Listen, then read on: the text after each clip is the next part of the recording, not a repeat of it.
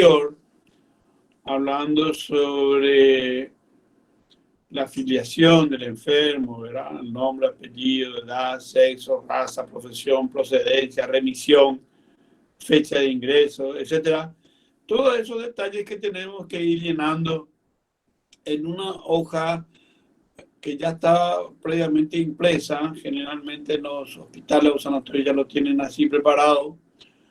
Y de manera que ustedes tienen que ir llenando, solamente que tienen que tener el cuidado de hacer siempre en la mejor manera, con buena letra, como legible, como que pueda ser entendida por los otros médicos que posteriormente van a tener que acceder a esa historia clínica.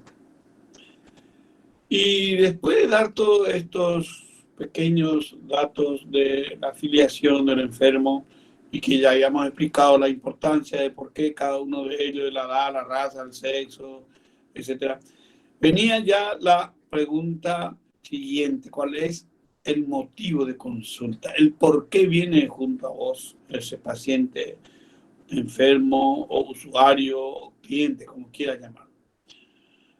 Y aquí que esos motivos de consulta son muchísimos, ¿verdad? Pueden haber diferentes tipos de consulta por las cuales venga el enfermo a tu consultorio, a tu sanatorio, a tu hospital.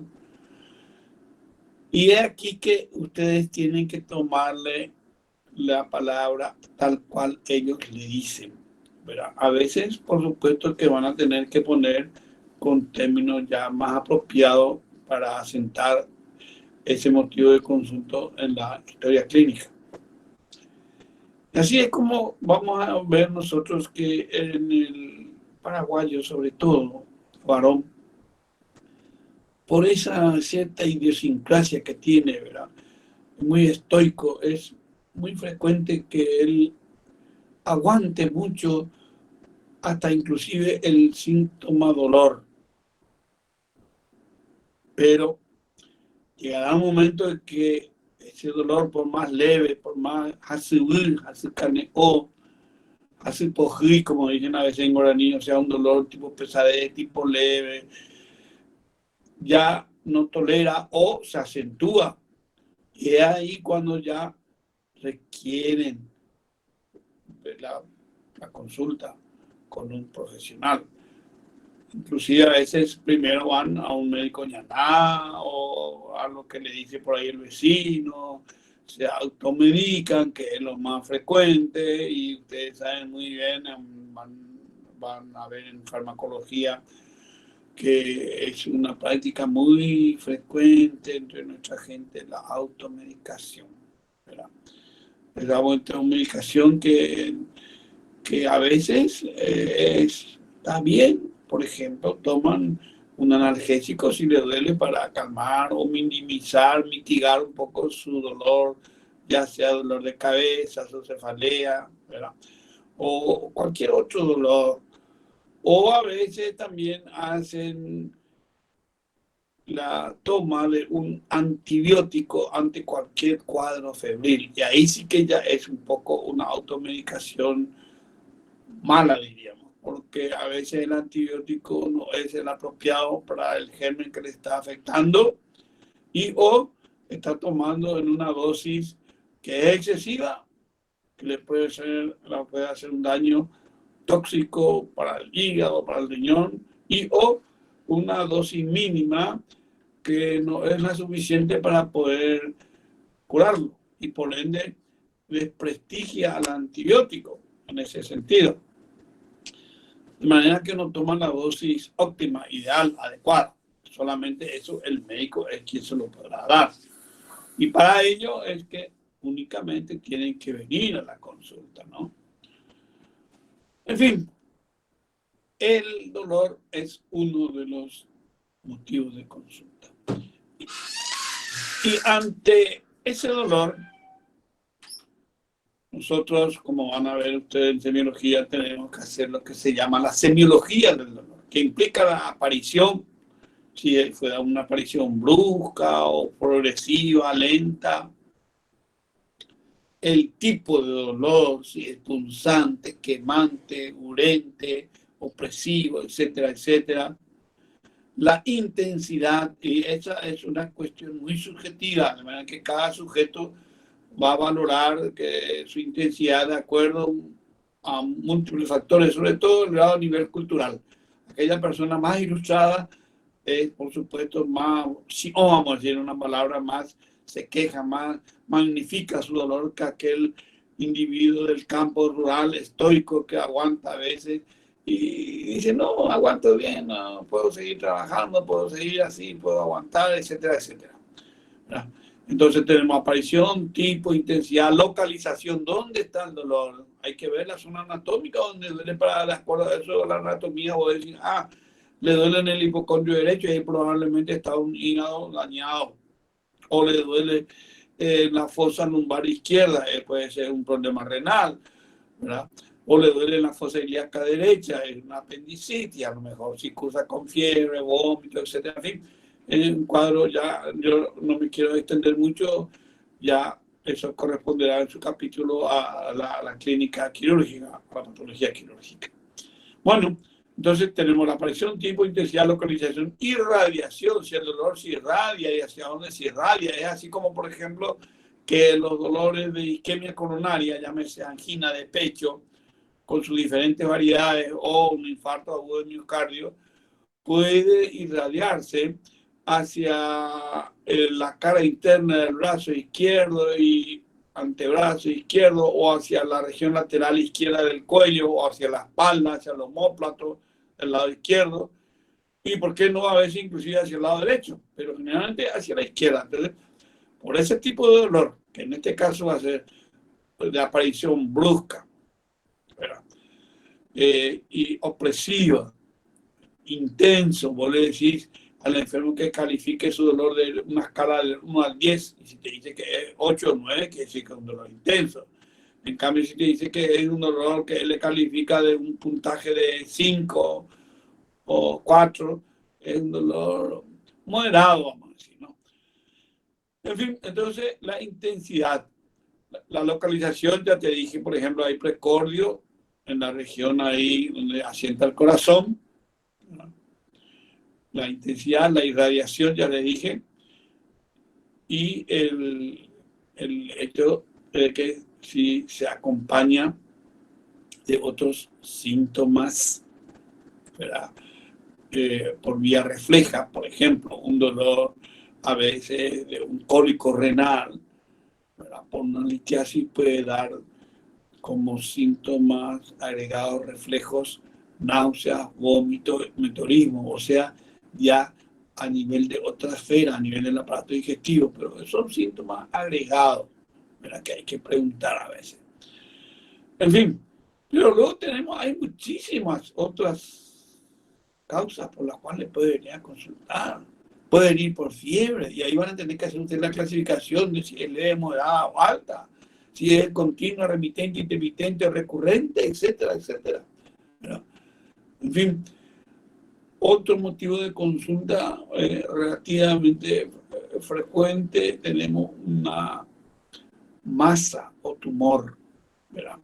Que a veces cuando es muy pequeña no se nota, o a veces cuando ya es un poco, va aumentando de tamaño, ya sí es notorio y ya se nota o se palpa el enfermo, por ejemplo, una mujer al higienizarse y frotarse en la parte de los senos siente, sin que nunca haya sentido nada, y siente una pequeña tumoración, una pequeña, como un coquito, como un coco, como un limón, etcétera, es un nódulo mamario.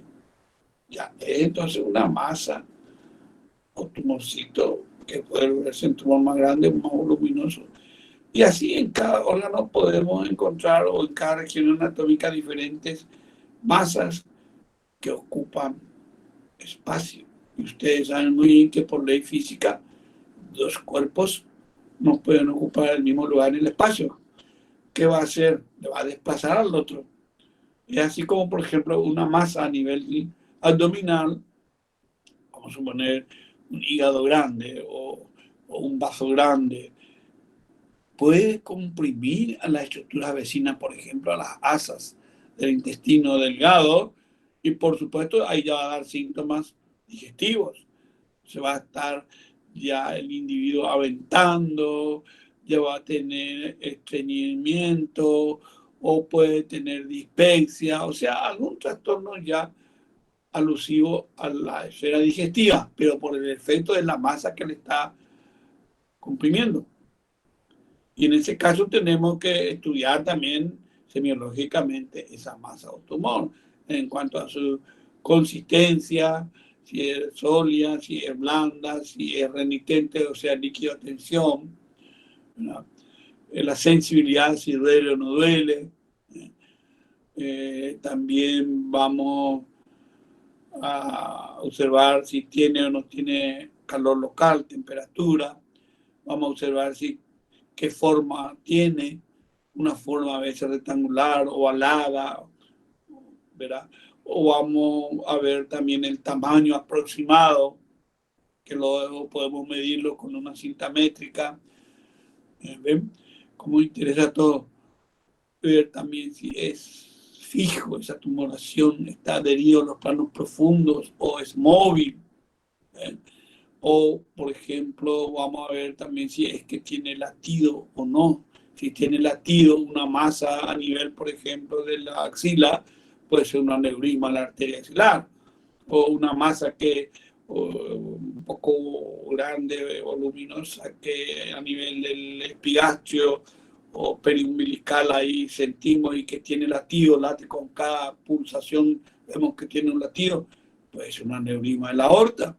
¿Ven? Cómo interesa averiguar todos estos detalles semiológicos para poder nosotros con la historia, con la anamnesis, con el interrogatorio que estamos haciendo, poder ya tener una cierta presunción diagnóstica. Y después ya el resto nos va a aclarar más el examen físico y ni qué decir ya con los medios auxiliares del diagnóstico, que hoy día los hay en gran cantidad, ya sea una radiografía contrastada, ya sea una tomografía, ya sea una ecografía, una resonancia magnética nuclear, etcétera, etcétera. ¿Ven? Bueno, entonces ven ustedes, tenemos ya dolor, tenemos fiebre, tenemos tumor, puede venir a consultarnos por edema, inflamación, un edema inflamatorio o un edema cardíaco o un edema que puede ser de origen renal o un edema de origen linfático. El edema es la tumefacción, la hinchazón, como realmente diríamos, por acumulación de líquido en el espacio intersticial. Y ahí ustedes van a tener que ir viendo ya más en semiología, eso con más detalle, las diferentes formas de edema, ya el cardíaco, por qué se produce, dónde comienza generalmente en los miembros inferiores, va ascendiendo, etcétera. Después tenemos el edema renal, que a la inversa del cardíaco comienza por la cara, por arriba, ¿verdad? Y es blando, es pálido, etcétera, frío. Y también tenemos el otro edema inflamatorio, generalmente por una celulitis, por ejemplo. Ese es un edema que primero, ¿no?, que va a ser doloroso. Te va a decir lo del enfermo, doctor, no haya que tocar, no haya apretar, así no van a mirar las manos. Porque le duele si le toca, y ni qué si le comprimí. Ese edema inflamatorio va a tener una rubicundez, y si le pones el dorso de la mano sobre esa zona vas a encontrar que está caliente, tiene una temperatura local. ¿Ven cómo existen diferentes manifestaciones clínicas de estos distintos tipos de motivos de consulta? O te pueden venir a consultar por unas pérdidas anormales por los orificios naturales tales como, por ejemplo, por el oído, pus, otitis, u otorragia, sangre por el oído, una fractura de base de cráneo, estos accidentes que todos los días vemos, de automóvil, de moto, etcétera. O pérdidas anormales por la nariz, un traumatismo craneoencefálico puede que pierda a veces por la nariz líquido cefalorraquídeo, o que tenga una secreción purulenta, o pérdidas anormales por el pezón en una dama, ya sea de sangre o de pus, que puede ser a veces indicación o de una neoplasia o de un proceso de una mastitis, ¿ven? O pérdidas anormales por la enfermedad uretral, pus, en el caso de una uretritis gonocócica, por ejemplo, ¿verdad? O pérdidas anormales por el recto, por ejemplo, sangre, y a veces una gota de sangre que pierda ya es suficiente en aquel individuo que tiene un cierto nivel cultural para que venga ya a la consulta. En cambio, uno que, como le dije, que no tiene la suficiente erudición, entonces, como no le duele, no le molesta, no le pica, deja pasar. Y ya le dije la clase pasada, de acuerdo a la edad, cómo se clasificarían esas pérdidas de sangre por el recto. ¿Verdad? ¿Se acuerdan que decíamos si era un recién nacido, era una fisura anal, si era un niñito, un añito por ahí más o menos, un lactante? Decíamos, pues una imaginación, si era un adulto joven que está todo el día sentado, ejecutivo en su oficina, hemorroide, y en el otro extremo de la vida, esa pérdida, a veces una sola gota de sangre puede ser un cáncer de recto, de colon, simoide, etc. ¿Ven ustedes cómo varía por relación a la edad? Y sobre todo, acá quiero hacer hincapié en lo que ya le dije también en la clase pasada. Esa pérdida de una gota de sangre, solamente esa, puede ser ya el toque de alarma, el signo de alerta de que hay detrás de eso una, una, una patología grave. Por eso se dice que enfermedad grave, como sería un cáncer, por ejemplo, de digestivo, en este caso del colon, no es sinónimo, o sea, no es igual a gruesa sintomatología inicial. O sea, no es que se me va a manifestar a mí por grandes signos o síntomas de entrada. A veces es solamente esa pequeña gotita. Bueno, y así pueden haber pérdidas de sangre por la uretra también, en la orina de sangre, hematuria. No solamente se puede ver el tracto digestivo, o se puede tener un vómito de sangre por la boca. Que son todos orificios naturales, la boca, la uretra, el oído, la nariz, el pezón, etcétera. Todos orificios naturales por donde puede perderse alguna sustancia que le llame la atención, por ende viene a la consulta.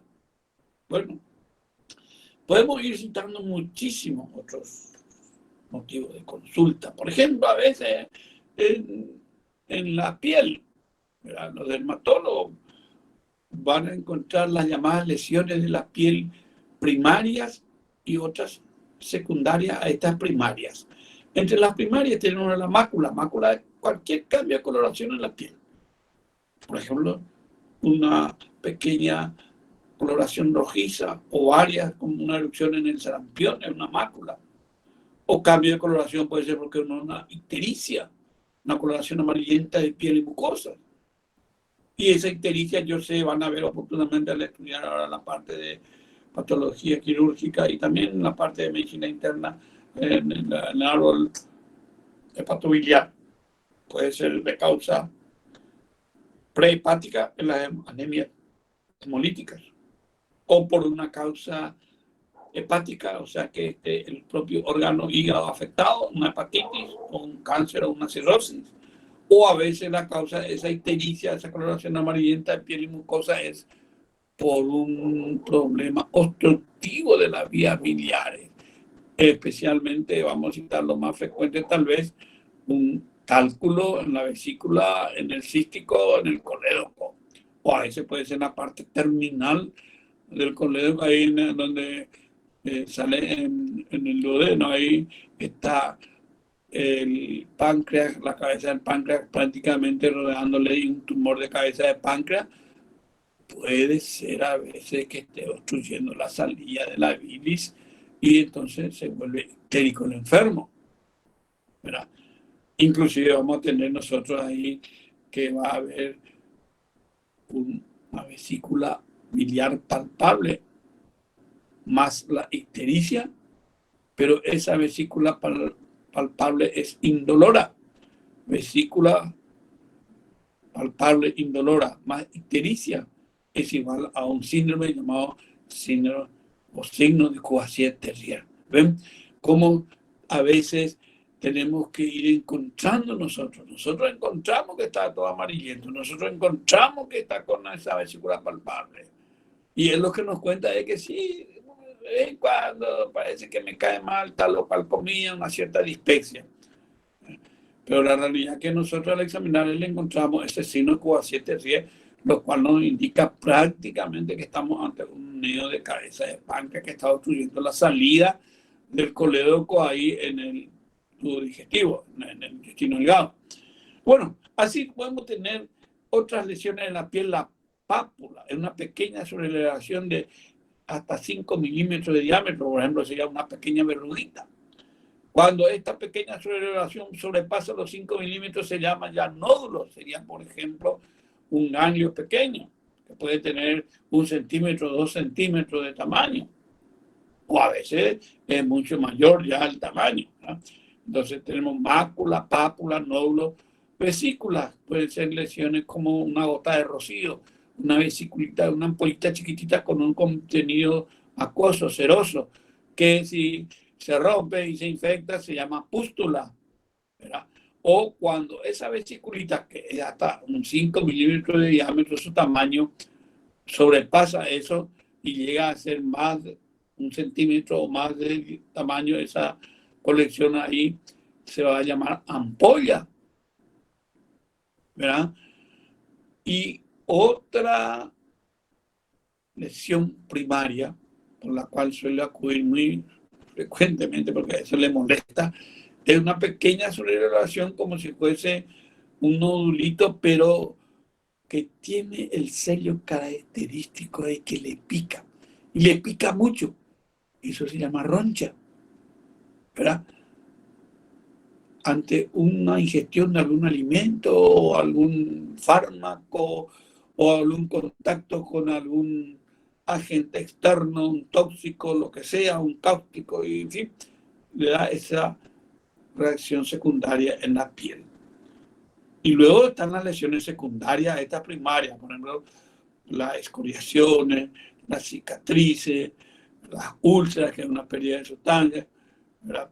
Las costras, en fin. Bueno, pero todo eso ya son detalles más del resorte de la dermatología o en semiología van a dar oportunamente.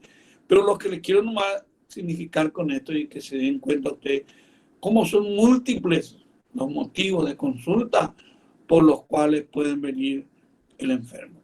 Y es aquí que hay muchos más, pero yo creo que con estos 5 o 6 que les cité ya le es suficiente como para que se den cuenta, ¿verdad?, de que algo anda mal en ese individuo. Ahora bien, luego de eso, de ese motivo de consulta por el cual nosotros le vamos a preguntar qué es lo que le trae, por qué viene, qué le duele o lo que sea, hay que preguntarle enseguida la siguiente pregunta. ¿Cuánto tiempo hace que tiene el dolor? ¿Cuánto tiempo hace que tiene la ictericia? ¿Cuánto tiempo hace que se notó la masa esa en el abdomen o en el seno, esa mujer que se palpó su seno al bañarse o lo que sea? ¿Por qué es importante esta pregunta? Porque de acuerdo a eso nosotros vamos a dividir las enfermedades en 2 grandes grupos. Aquellos que nos dicen, no, ya hace una semana o 15 días, o sea, tienen un periodo de evolución corto, es de corto tiempo. Entonces, en esos casos, a veces es de horas. Por ejemplo, un infarto de miocardio, ¿no? Resulta que amaneció bien y después se fue a su trabajo y tuvo un estrés y hizo bruscamente un dolor precordial, etc. Inicio brusco. O a veces un cólico renoureteral es de inicio brusco. O un cólico hepatobiliar después de hacer una transgresión alimenticia, también es de inicio brusco. No es cuestión de 15 días ni una semana, no, brusco. Bueno, ven ustedes cómo entonces en esos casos, vamos a decir nosotros, son enfermedades agudas. Y en general, salvo excepciones que vamos a citar también, las enfermedades agudas son de un pronóstico mucho más serio, más grave, un pronóstico feo, peor. Por ejemplo, ese infarto, en general, así es que cuando manifiesta infarto, se asusta a la gente y, lógico, un pronóstico severo, ¿verdad? Entonces, o ahora, esto que está ocurriendo con el COVID, ¿verdad? Estaba bien y de repente nomás, que comenzó ayer nomás, poco tuve fiebre en la tarde y a la noche ya me dificultó la respiración y a la madrugada ya me ahogué y ya me tuvieron que traer rápido al hospital. Corta evolución, enfermedad aguda, implica pronóstico severo en general. Pero como ustedes saben, medicina pues no es matemática, no es 2 más 2, 4. ¿Verdad? Medicina es biología y ciencia biológica que a veces 2 más 2 no es 4, sino es 5 o es 3. O en otras palabras, en medicina no hay 100% ni 0% en general. Llegará, por ejemplo, al 99,9, pero no se llega al 100%, ni al 0%, ¿verdad? Que es un promedio, decimos en ese caso nosotros. Un promedio tal. Bueno, por el otro lado, tenemos aquellas consultas que te dicen que ya tienes ese rato. Y en guaraní es muy famoso en nuestros campesinos, en la zona rural. Arema. Cuando dice are hace mucho tiempo. ¿Cuánto? Ya aparece la famosa frase, oh, ya pone, piensa así, hemos hecho 22 días. Ese famoso 22 días quiere decir que es 6 semanas o más, meses a veces inclusive, ¿verdad? ¿Y por qué es importante esto? Porque esa afectación que la trae ahora, ¿verdad? Porque le presionaron los familiares, los amigos, el entorno, etcétera, ahí donde se desarrolla su vida cotidiana, y vino finalmente o presionado, obligado, le trajeron a la consulta. Generalmente esa es la llamada enfermedad crónica. En comparación a las anteriores que decíamos eran las enfermedades agudas. Y estas enfermedades crónicas conllevan muchas veces un pronóstico mucho más, entre comillas, diríamos, más benigno, más sobrellevadero, ¿verdad? Que puede vivir más tiempo. El otro es agudo, puede ser en cuestión de días o semanas o meses que lo lleve al óbito, a la muerte. Pero también hay excepciones a las reglas de medicina. Siempre hay excepciones a las reglas. ¿En qué caso? Por ejemplo, a veces viene por esa pérdida crónica que le dije de sangre por el recto. Ese yo ya tengo de hace un año. Pero ahora últimamente ya me estoy trancando, ya me estoy aventando, trancando que no ventosea, que no va más de cuerpo y ya me está aventando mi abdomen. Pero la verdad que yo nunca sentí nada. Y ahí vos le preguntas, antes, ¿no te acordás? Y sí, hace 6 meses, 10 meses, un año que tuve una pérdida así, pero no, después tuve otra vez, pero no me dolía, no me molestaba, pues. Entonces, ¿para qué voy a venir a la consulta? No vengo nomás. Entonces, ven ahí como una enfermedad crónica que de varios meses, a veces un año, termina siendo también de un pronóstico severo, ¿verdad? De manera que por eso es importante indagar y ser, como le dije ya la otra vez, como un detective en la anamnesis, en la historia clínica de nuestro enfermo. Ahora bien, luego tenemos que preguntar si ese síntoma que le trajo, que es lo que él nos cuenta, ¿en qué le afectó en su estado general? Si tuvo una repercusión sobre su estado general, por ejemplo, si se acompañó de fiebre, si le hizo bajar de peso, en qué cuantía, mucho, poco, moderado, etcétera. En fin. Y también tenemos que preguntarle si se acompañó ese motivo de consulta que le trae de algunas otras manifestaciones a nivel de otras esferas, de otros aparatos o sistemas. Por ejemplo, si se acompañó a nivel del sistema nervioso central, de cefalea, mareos, trastornos visuales, por ejemplo. O a nivel del tubo digestivo de dispepsia, náuseas, vómitos, diarrea. O a nivel del aparato respiratorio de tos, de expectoración, de disnea, de dolor tipo punta de costado, ¿verdad? Luego a nivel renal o del árbol urinario, si tiene disuria, o sea, molestia al orinar, ¿verdad? O cambio de color de su orina, etc. En fin, vamos a encontrar a diferentes esferas del individuo, de esferas, le digo, de diferentes regiones, a diferentes aparatos del sistema, otras manifestaciones que se le agregan al motivo de consulta principal por la cual él viene a consultarnos. De manera que todo eso tenemos nosotros que estar preguntando para poder valorar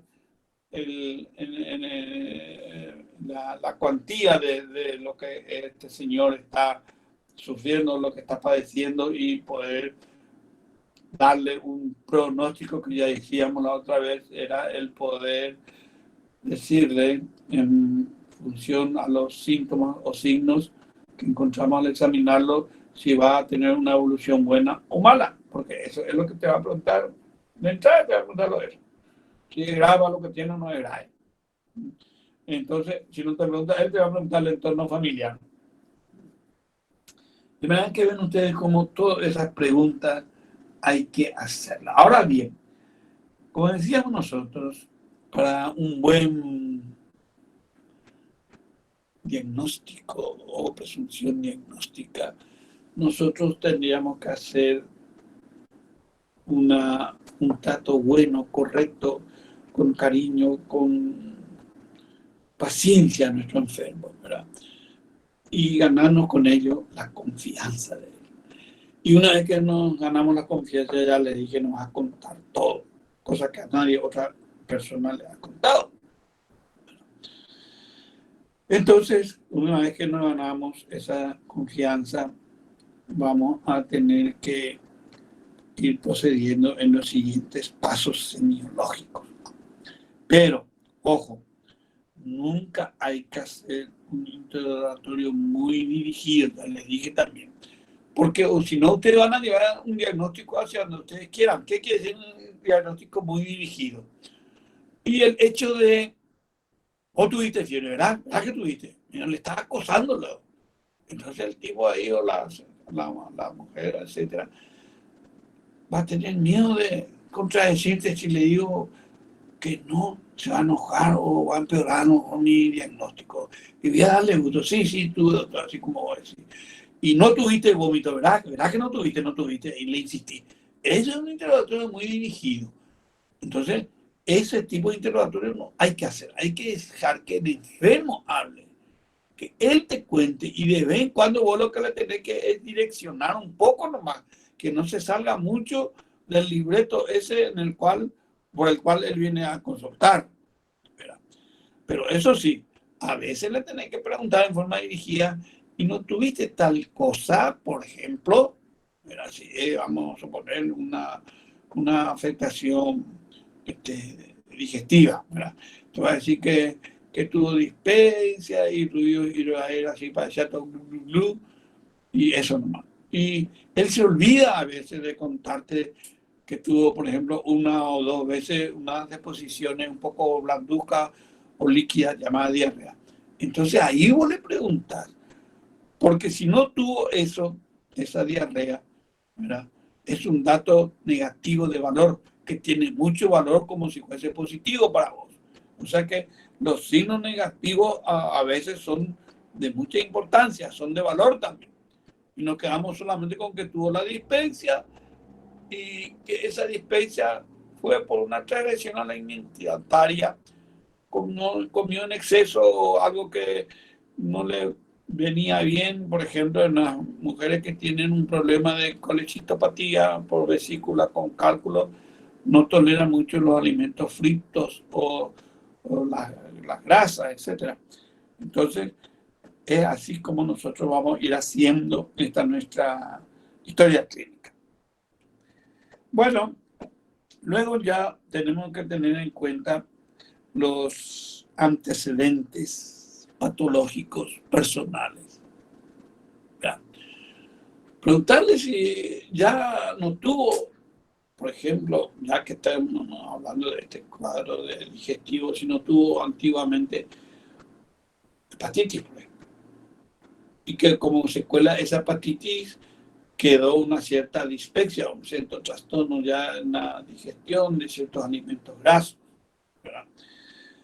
O así a nivel de cualquier aparato o sistema, preguntarle alguna patología previa. O por ejemplo, si tiene dolor de cabeza, preguntarle, ¿y tu presión? ¿Cómo tu presión arterial? Y te va a decir que tiene que, no, y la causa de una de las tantas causas de cefalea puede ser una hipertensión arterial. Y sí, doctor, yo sé que mi papá tiene presión alta, mi abuelo falleció de presión alta, y yo nunca me tomé. A veces me duele un poco la cabeza o atrás la nuca, que son síntomas de hipertensión arterial, el dolor matinal en la región de la nuca. Y resulta que vos estás hablando más todavía con él, pero ahora cuando le haga el examen físico y le tomen los signos vitales, te va a encontrar efectivamente que tiene una hipertensión arterial, una presión alta, que le tenés que tomar en 2 o 3 ocasiones en esa misma visita. Uno cuando comenzás con él a examinarle y otro después cuando ya se levantó de la camilla, ya se está por ir, ya le está dando las indicaciones, los pedidos de análisis. Bueno, ¿qué has por tu presión? Y ahí resulta que sí, alto, bueno, evidentemente que puede ser un hipertenso. O si no, lo contrario, bajo tomando ese normalizo. ¿Qué pasó la primera vez? El tipo agarró y se asustó un poco, ¿verdad? El estrés hace que a veces aparezcan las presiones altas de cuello blanco, como se dice, o de bata blanca, por el hecho de estar frente al médico ahí en ese momento, él hace una ligera hipertensión, ¿verdad? Bueno, entonces ven ustedes cómo tenemos que preguntar eso a veces, antecedentes patológicos personales. O si te viene una dama joven, ¿verdad?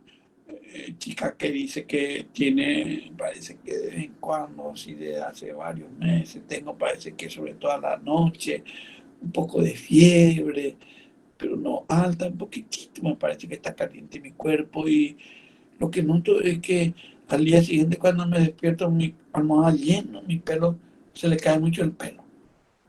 Y de vez en cuando, a veces no sé si por trabajar mucho en casa, y lavar ropa o limpiar los cubiertos en la cocina, me duelen un poco las articulaciones pequeñas, sobre todo interfalángicas. Y ahí tenemos 3 datos importantes. La artralgia, la febrícula, ¿verdad? Y la caída de pelo. Y si le encontrás vos, porque es parte de tu examen, la cara tiene roja a ambos lados, como a la de mariposa, tienes prácticamente hecho el diagnóstico de que es una enfermedad con lupus. Y ahí le preguntas, ¿y vos no tenés un antecedente lúpico en tu familia? Sí, mi prima hermana falleció de lupus porque le dio un toque renal. O resulta que mi mamá también es lúpica. Mi otra hermana también es lúpica. Ah, bueno, entonces, ¿ven? Como a veces hay que hacer el antecedente patológico personal. Es muy importante. Es muy importante. Y así podemos ir citando muchísimas otras cuestiones que pueden a nosotros relacionarnos, llevarnos, indicarnos, sugerirnos tal o cual presunción diagnóstica. Y lo mismo hay que preguntar, así como preguntamos sobre los patológicos personales, antecedentes patológicos familiares. Y aquí que va a aparecer eso, ¿verdad? Pone preguntar, tu abuelo, sí, él tuvo hipertensión arterial. Mi papá también es hipertenso. Y resulta que ahora él también es hipertenso. O sea, y su tío, su primo y todos son hipertensos. O sea que todo el árbol genealógico de su familia padece de hipertensión arterial. ¿Ven cómo interesa por eso? Y bueno, muchos otros cuadros patológicos pueden ser que que estén presentes en el árbol genealógico de la familia. A veces hay varios que tuvieron úlcera péptica, ¿verdad? U otra patología, o neoplasia. Por ejemplo, una chica, una mujer, en etapa sexual activa, sobre todo después de los 30 y 40 años por ahí, o más por ahí anterior, puede ser que tenga un cáncer de mama. Resulta que su mamá también tuvo cáncer de mama. O un varón prostático que tiene un cáncer de próstata, ¿verdad? La decir que el papá también tuvo cáncer de próstata. ¿Bien? ¿Cómo interesa preguntar los antecedentes patológicos familiares? ¿Verdad? Porque por ahí a veces se aclara el diagnóstico. Se aclara el diagnóstico y podemos facilitar nosotros así nuestra presunción diagnóstica. Luego tenemos que preguntar las situaciones de morbosidad del individuo, o sea, sus hábitos morbosos, por ejemplo. ¿Fuma? ¿No fuma? ¿Cuánto fuma? ¿Desde cuándo que fuma? O sea, si es tabaquista o no. ¿Verdad? Porque ustedes saben muy bien que esa combustión de ese tabaco genera una serie de gases tóxicos cancerígenos que producen, no solamente hoy día se sabe, producen cáncer de pulmón, cáncer del labio, cáncer de la mucosa lingual, cáncer de vejiga, cáncer de otras estructuras, etcétera, etcétera. Además, le da un aspecto, le da las uñas amarillentas, cambia de color, o tiene una halitosis, un aliento típico de ese fumador, o los dientes medio amarillentos, etcétera. Y por supuesto saben que no solamente el cáncer de pulmón está relacionado a la bronquitis crónica. La más frecuente causa es el tabaquismo crónico de años que fuman, famoso. Antes decían los soldaditos cuando salían del cuartel. En el cuartel comencé a fumar y de vez en cuando así, no me acuerdo, muchachos, compañeros, y después de salir, seguí con ese hábito hasta ahora. O algunos dejaron de fumar, pero fumaron 20 años, suficiente ya como para que destruya ese parénquima pulmonar. El otro hábito morboso, el alcoholismo. El alcoholismo que, como ustedes saben, produce daño a diferentes esferas. A nivel del hígado puede dar una hepatitis, puede dar una gastritis, puede dar inclusive un toque neurológico, ¿verdad? Y sobre todo tiene a veces un toque familiar en el sentido de que esa familia, el hijo o la hija, papá toma porque yo no voy a tomar, y hace una destrucción, se destruye ese núcleo familiar. Son alcoholistas, ¿verdad? Y ese alcoholismo puede llevar a lesiones graves, inclusive, ¿verdad?, a demencia, etc. Son entonces hábitos morbosos muy importantes. Lo mismo, hábitos morbosos sería de todos los drogadictos. Y entre ellos el alcohol es finalmente una drogadicción, una adicción, sin que sea una droga, pero es como una drogadicción. Son hábitos morbosos. Ahora, otra cosa es las costumbres. La costumbre es decir, toma o no toma tereré o mate, ¿verdad? Porque por ahí se pueden adquirir enfermedades como la tuberculosis o ahora el COVID, está muy de moda, por compartir la misma bombilla, ¿verdad? O, por ejemplo, también se puede condicionar como a costumbre el uso o no uso del calzado. Resulta que en el campo, la gente a veces rural, humilde, tiene un calzado que se lo compraron para el día del desfile de ahí que va a haber por aniversario de la fundación de su ciudad, o porque es fin de año, o porque va a hacer su primera comunión, y ahí se pone el calzado. Entonces, pues, el resto de los días anda descalzo. Y por ahí pueden entrar las larvas, ¿verdad?, infestantes de un parásito, llámese anquilostoma, llámese tronquiloide, y el individuo está multiparasitado por diferentes tipos de parásitos, que le va a llevar a un estado de desnutrición, de anemia, etcétera, por el cual puede venir a consultar por una anemia importante, porque ese anquilostoma, ustedes saben, habrán dado ya en microbiología, está chupando cada hembra cuando va a poner huevos, se prende la mucosa del tubo digestivo para chupar 0,03 centímetros cúbicos por parásito por día. Y como no hay un parásito y no hay centenares de parásitos, imagínense, y por muchos meses le va a llevar a una pérdida crónica de sangre que se va a traducir eso posteriormente en una anemia, ¿verdad? Hipocrónica microcítica, y van a tener lo que se llama la enfermedad anquilostomiásica. Bueno, y así muchos otros parásitos por esa costumbre de no usar el calzado. Lo mismo, por ejemplo, el hecho de que tengan o no tengan una buena disposición, una buena, vamos a decir, en su casa. Eso ya va bien con las casas, con la vivienda. ¿Qué tipo de vivienda tienen? Si tienen una vivienda tipo rancho clásico con techo de paja o pared de adobe o de madera, donde hay hendiduras donde se esconde la vinchuca, el Triatoma infestam, que es el vector de la Trypanosoma cruzi, la enfermedad de Chagas. Y esta zona, ¿verdad? Acá en Paraguay tenemos una franja, acá Zapaglia, Arica, Caguazú, San Pedro, Concepción, Chaco. Es una franja endémica de Chagas, donde siempre, casi siempre, vamos a encontrar, aunque sea un caso de Chagas. Y ustedes saben bien que esa enfermedad de Chagas tiene una fase aguda, una fase crónica, y en esa fase crónica ya es irreversible, ya le lleva a postrar en la cama porque tiene una miocardiopatía chagásica o tiene un trastorno digestivo que se llama megacolon, que le lleva a tener finalmente una obstrucción de ese gases que finalmente termina en un quirófano por un abdomen quirúrgico, ¿verdad? Que tiene que ser operado, y el cirujano se encuentra con ese colon muy distendido, reseca, y manda al patólogo, el cual le responde con el diagnóstico de una enfermedad chagásica. ¿Ven? ¿Cómo interesa?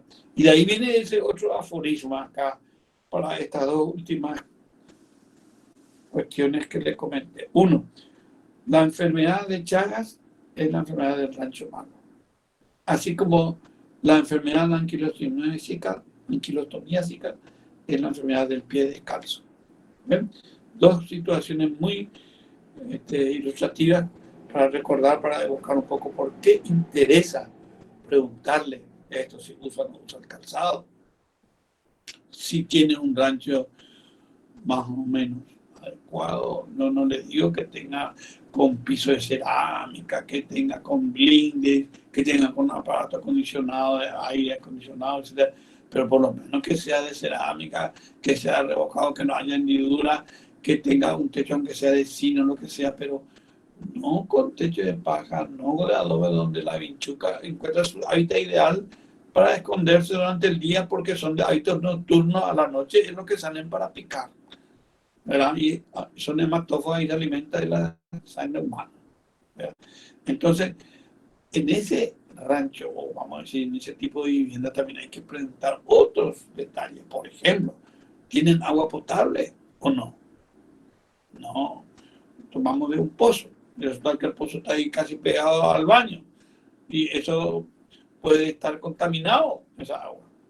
O toman el agua del arroyo, del licuado, del manantial, que no tienen otra vez la más mínima, vamos a decir, inquietud de ellos de agarrar por lo menos, hervir esa agua para que puedan matar muchos gérmenes que puedan estar ahí en esa agua contaminada del arroyo, del licuado, donde se va la vaca, el caballo, el cerdo, el perro, también a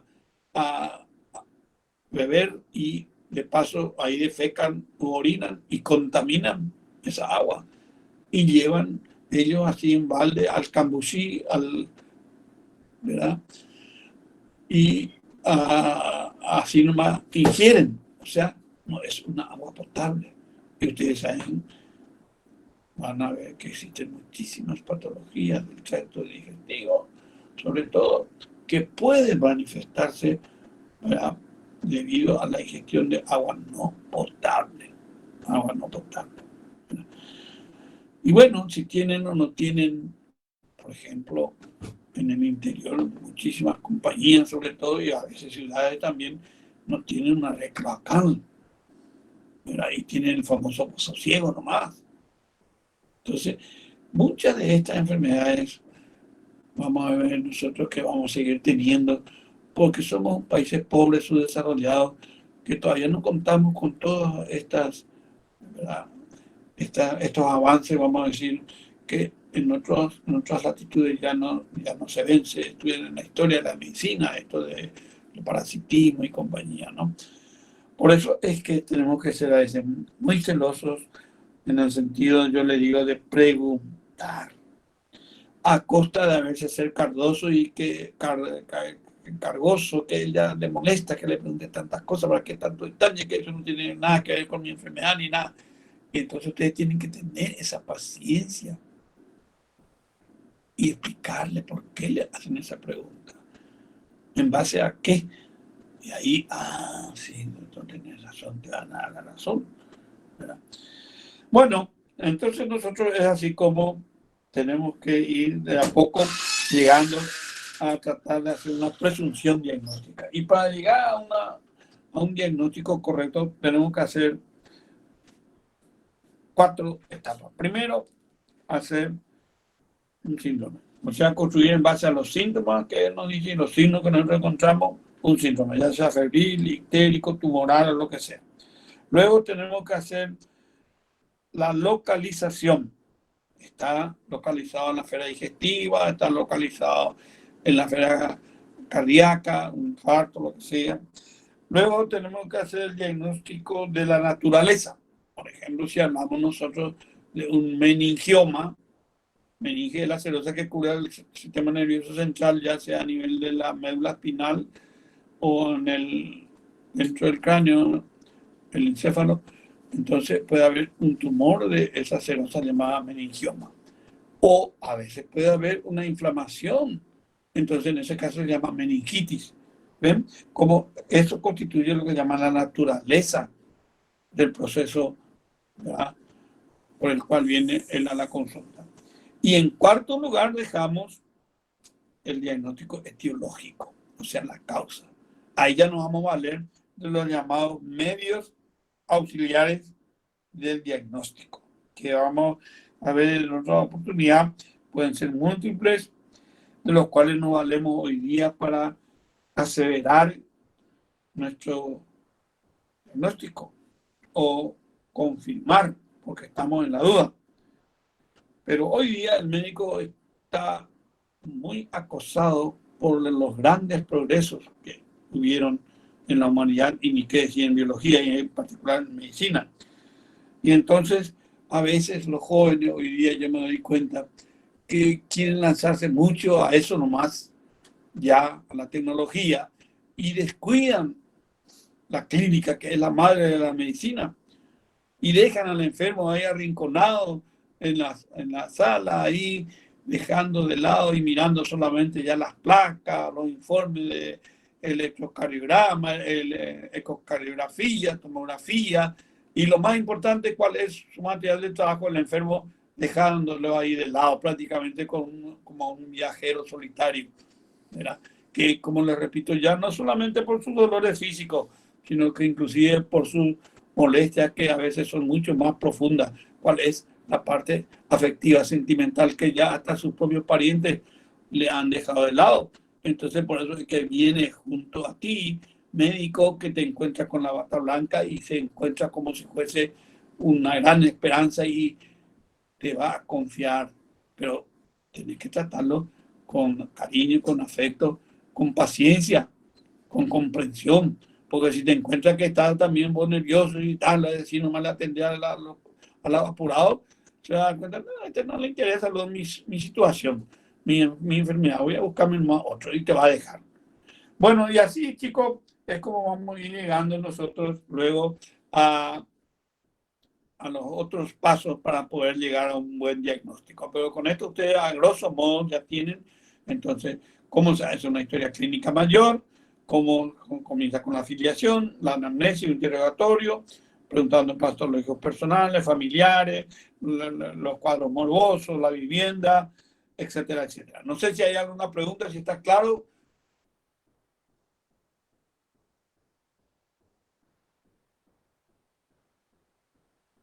Se entendió todo muy bien, doctor. ¿Les gusta? Sí, está bien. Vamos a seguir en esa tesitura. Sí, doctor, está muy bien así para mí. Y el Sí, resto, doctor, está muy bien. siempre hablan lo mismo nomás, pero 2, 3 y el resto, yo no sé si el resto de los 50 están o no están conformes. Sí, muy bien, doctor, conforme. Bueno, ahora bien, vamos a tener nosotros que esta semana que viene es Semana Santa, martes santo, no va a haber clases. Y el siguiente martes, ya el de abril, el 6 de abril, tengo entendido que le va a tocar al grupo A. Y a ustedes recién el 13 de abril, ¿verdad? Si todo va bien. Sí, doctor. Bueno, Sí, doctor. cualquier cosa, estamos a disposición. Pueden preguntar si quieren algo ahora o dejamos nomás ya así, ¿está?